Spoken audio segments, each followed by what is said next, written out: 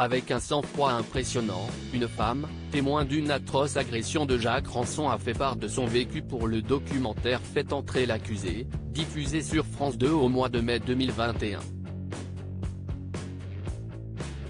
Un homme terrifiant qui revient sous les projecteurs médiatiques en raison de son procès en appel pour le meurtre d'Isabelle Ménage, 20 ans, en 1986.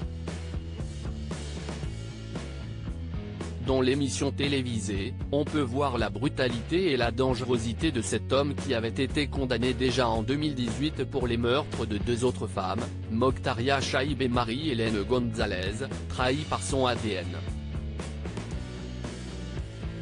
Une autre personne, Sabrina, a réussi à survivre à son agression au mois de mars 1998 et la témoin Marie-Hélène revient sur cet épisode traumatisant.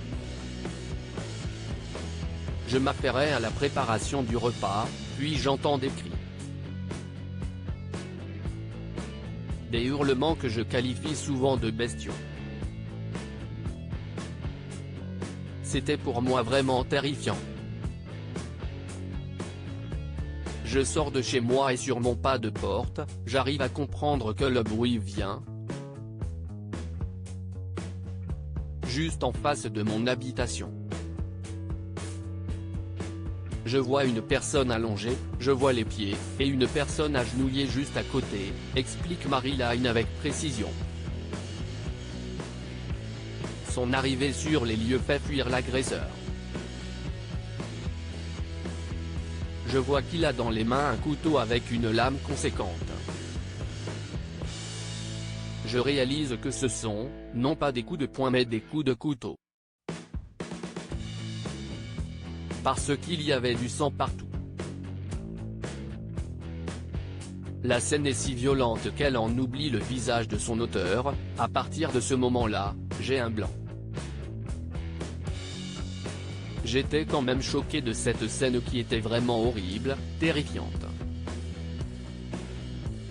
Et le sentiment surtout que la personne qui était justement en train d'agresser la petite Sabrina était vraiment déterminée à la tuer.